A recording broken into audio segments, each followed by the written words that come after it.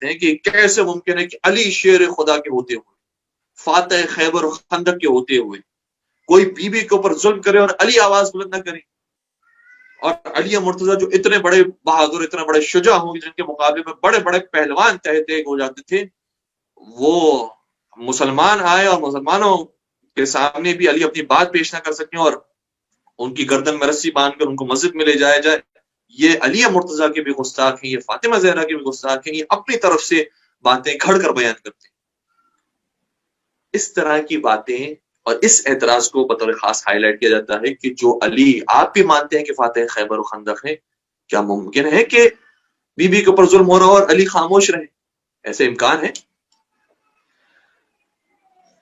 मैं उन तमाम बरादरान से अर्ज करूंगा कि आपने सही फरमाया कि अली मुर्तजा के लिए वाकई ये बर्दाश्त करना बहुत मुश्किल था, लेकिन ये बर्दाश्त कर गए क्योंकि अली और हैं और आप और मैं और हैं, हम और हैं, अली और हैं। हम अपने आप को बचाना चाहते हैं, हम अपनी ज़ौजा को बचाना जानते हैं, हम अपने घर को बचाना जानते हैं और हम अपने जो जाती चीजें होती हैं उसकी हिफाजत चाहते हैं। लेकिन अली मुर्तजा वो हैं कि जो अपनी जात से ज्यादा अपने दीन की हिफाजत चाहते हैं, वो अपनी जात से ज्यादा मुसलमानों की हिदायत चाहते हैं, वो अपनी जात से ज्यादा दीन इलाही की हिफाजत और उसको बचाना चाहते हैं। इसलिए अली और आप और मैं और हैं। तो क्या बर्दाश्त करेंगे? आपके पास कोई ताकत नहीं है, कोई असलाह नहीं है, कुछ नहीं है, लेकिन फिर भी आप मुज़ाहमत का इजहार करेंगे और आप कहते हैं कि हजरत ज़हरा सलाम अलैहा पर जलता हुआ दरवाजा गिरा दिया गया, उनकी बच्चे की शहादत हो गई, खुद उनकी शहादत कुछ दिनों की बात हो गई और अली मुर्तजा घर के अंदर मौजूद थे और उन्होंने कुछ नहीं किया। जब आपकी और हमारी ज़ौजा के बारे में हम इतने हसास हो जाते हैं, अपनी ज़ौजा के बारे में इतने हसास होते हैं, तो क्या अली नहीं होंगे? आपने बिल्कुल ठीक कहा कि अली मुर्तजा यकीनन हसास थे। अब बहुत मुश्किल था मौला अली के लिए इस बात पर सब्र करना, लेकिन उन्होंने सब्र करके दिखाया है। क्यों? दीन खुदा की हिफाजत के लिए। अब सवाल ये पैदा होता है कि आपने तो ये कह दिया कि वो अली और थे और आप और हम और हैं।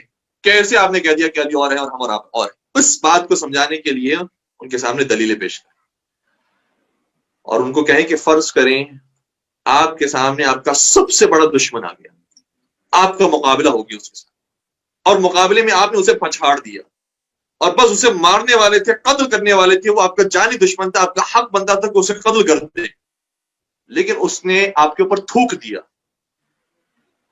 तो थूक देने के बाद आप क्या करेंगे? आप मजीद शिद्दत से उसे कत्ल करेंगे या उसे माफ करके खड़े हो जाएंगे या उसे कहेंगे कि कोई बात नहीं, मैं खड़े हो जाऊं, दोबारा से हम जंग करते हैं? आपकी अक्ल क्या कहती है?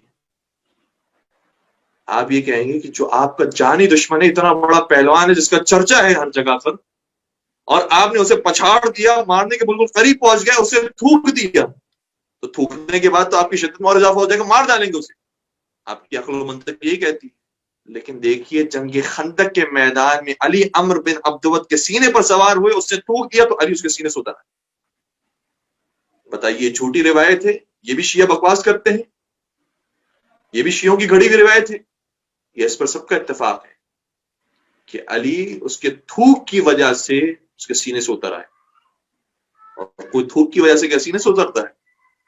वो तो और शिद्दत से मारता है। लेकिन नहीं, वहां पर अली ने पैगाम दिया, मैं और हूं, बाकी और है। मैं अपनी वजह से जंग नहीं करता हूं, मैं अल्लाह के हुक्म पर जंग करता हूं, मैं अल्लाह की मोहब्बत में जंग करता हूं, मैं अपने गुस्से को उतारने के लिए जंग नहीं करता, मैं दीन की हिफाजत के लिए और दीन की पहचान करवाने के लिए जंग करता हूं।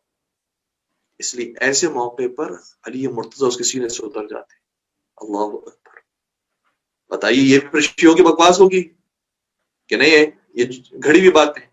दूसरा मौका देखिए, और एक नहीं मुताजिद इसके जवाब आप यकीन सोचेंगे इस मौजू पर तो कई सारे इसके और जवाब मिल जाएंगे कि अली और हैं और हम और आप और हैं। आपने बिल्कुल सही कहा कि अगर हम होते और हमारी ज़ौजा पर हमला होता तो हम बर्दाश्त नहीं कर सकते थे, लेकिन अली और है, हमारे ऊपर कोई थूक दे तो हम बर्दाश्त नहीं कर सकते, हम तो उसे और शिद्दत से मार डालें, लेकिन अली उतर गए।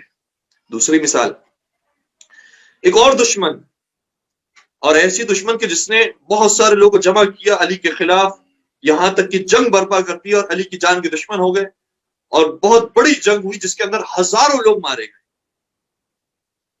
موقع مولا علی کو مل گیا کہ وہ جیت گئے اس جنگ کے اندر، اور جو فتنے کی اصل بنیاد تھی اور جنگ کی اصل بنیاد تھی اس تک پہنچ گئے، اور اسے مار سکتے تھے لیکن اسے چھوڑ دیا، جو اصل بنیاد تھی جنگ کی، جو خود مولا علی کی دشمن تھی، اور پھر خود اس فتنے کو بپا کرنے والی تھی، جس میں ہزاروں لوگ مارے گئے۔ مولا علی کے بھی لشکر کے افراد مارے گئے، اس کے لشکر کے بھی ہزاروں لوگ مارے گئے، اور پھر مولا اس تک پہنچ جاتے ہیں، اس قبضہ کر سکتے تھے، مار سکتے تھے، لیکن مولا نے کہا کہ اسے چھوڑ دو، اسے اپنے شہر جانے دو۔ مجھے انصاف سے بتائیے کہ اگر آپ کے ہاتھوں میں ایسے کوئی فسادی آ جاتا تو اسے کم از کم اگر سولی پہ نہ بھی چڑھاتے، وہ کتنا ہی مقدس شخص کیوں نہ ہوتا، اسے سولی پر نہ چڑھا سکتے تو زندان میں تو ڈال دیتے، اسے قیدی تو بنا لیتے، اسے اسیر تو بنا لیتے، اور پرانے زمانے کی بات کی جائے تو جنگوں میں تو کنیز بنایا جاتا تھا، کنیز تو بنا لیتے۔ لیکن یہ علی مرتضی ہے۔ جنگ جمل میں وہ عورت علی کے مقابلے پر آئی، بھرپور جنگ کر دیتی، بھرپور طریقہ سے جنگ کر رہا تھا، لیکن مولا کائنات کو فتح یابی حاصل ہوئی، علی شیر خدا تھے، فتح یابی حاصل ہوئی، اور جب اصل جو جنگ کی جڑ تھی وہاں تک پہنچے تو بجائے یہ کہ اسے زندان میں ڈالتے، اسے سولی پر چڑھاتے، اسے کنیزی میں لیتے، اسے کہا کہ تم اپنے شہر چلے جاؤ، اور 40 تلوار زن کہ جو سب کے سب خواتین تھی ان کے ہمراہ انہیں مدینے تک پہنچایا۔ یہ کام کوئی اور کر سکتا تھا علی مرتضی کے علاوہ؟ بتائیں، اب یہاں پر بھی شیعہ بکواس کرتے ہیں کہ علی نے اس طریقے سے کر دیا، ایسا ہو ہی نہیں سکتا۔ اگر ہم ہوتے تو وہاں پر کیا کرتے؟ وہاں پر اسے قتل کرتے تھے۔ اگر ایک فرض کریں کوئی بھی ہمارا دشمن ہو اور اس طریقے سے وہ ہمارے مقابلے پر کھڑا ہو جائے، جنگ ہو جائے، ہم اس پر قبضہ بھی کر لیں تو اسے کم از کم اسے زندان میں ڈالا جاتا ہے، لیکن حضرت علی مرتضی نے اسے مدینہ تک پہنچا دیا۔ تو حضرت علی مرتضی کی نگاہ اپنے ذاتی غصے پر نہیں ہے، حضرت علی مرتضی کی نگاہ اپنے ذاتی فائدے اور اپنے ذاتی نقصان کی طرف نہیں ہے، حضرت علی مرتضی کی نگاہ دین کے فائدے اور دین کے نقصان کی طرف۔ اس لیے دین کی خاطر حضرت علی مرتضی نے بہت ساری چیزوں کو برداشت کیا ہے، چاہے وہ جنگ خندق ہو، چاہے وہ جنگ جمل ہو، چاہے وہ جنگ صفین ہو، چاہے وہ جنگ نہروان ہو، اور اسی طریقے سے حضرت سیدہ کائنات کی شہادت اور ان کے زخمی ہونے کا واقعہ ہو، ان ساری چیزوں کو مولا متقیہ نے برداشت کیا ہے، اور یہ تربیت دی ہے کہ کس موقع پر علی تلوار نکالتے ہیں، کس موقع پر تلوار نیام میں ڈالتے ہیں۔ اور یہی تربیت تھی کہ جو ان کی اولاد کو ورثے میں ملی کہ امام حسن مجتبیٰ نے دین کی حفاظت کے لیے ایک موقع پر سلو فرمائی، اور حضرت امام حسین سرکار سید الشہداء نے دین کی حفاظت کے لیے اپنی جان بھی قربان کر دی۔ تو جانتے تھے کہ کہاں جان قربان کرنی ہے اور کہاں سلو کر کے دین کو بچانا ہے۔ اس لیے حضرت علی مرتضی کو ہم اور آپ اپنے سے مقایسہ نہیں کر سکتے۔ اور پھر اگر دیگر وجوہات کو دیکھا جائے تو وجوہات بہت ساری ہیں جو اور کتابوں کے اندر بیان ہوتی ہیں، اسے بھی یقیناً آپ بیان کریں، کیونکہ بہرحال اصل وجوہات وہی ہیں۔ یہ جو اب تک ہم نے باتیں بیان کی، یہ حقیقت میں جو انہوں نے جذباتی انداز سے اشکال کیا ہے ہم پر، اس کا جواب جذباتی انداز سے ہی ہمیں دینا ہے۔ یہ جذباتی انداز سے ہم نے جواب دیا ہے، ورنہ اگر حقیقت میں دیکھا جائے تو وصیت رسول موجود، اور خود انہی کی کتابوں کے اندر وصیت رسول موجود ہے کہ اے علی، اگر لوگ تمہارا ساتھ دینے والے نہ ہوں تو تمہیں خاموشی اختیار کرنی ہے اور تلوار نہیں نکالنی اور جنگ نہیں کرنی۔ یہ وصیت رسول تھی، حکم رسول تھا کہ جس کی پیروی مولا متقیان نے کی ہے۔ اور اگر آپ فرض کریں کہ مولا متقیان ایسے مقام پر تلوار نکالتے اور مزاحمت کا اظہار کرتے تو یقیناً خون خرابہ ہوتا، اور فرض کرتے ہیں کہ حضرت علی شیر خدا ہیں، لہٰذا سارے مدینہ والوں کو قتل بھی کر سکتے ہیں، مار سکتے ہیں۔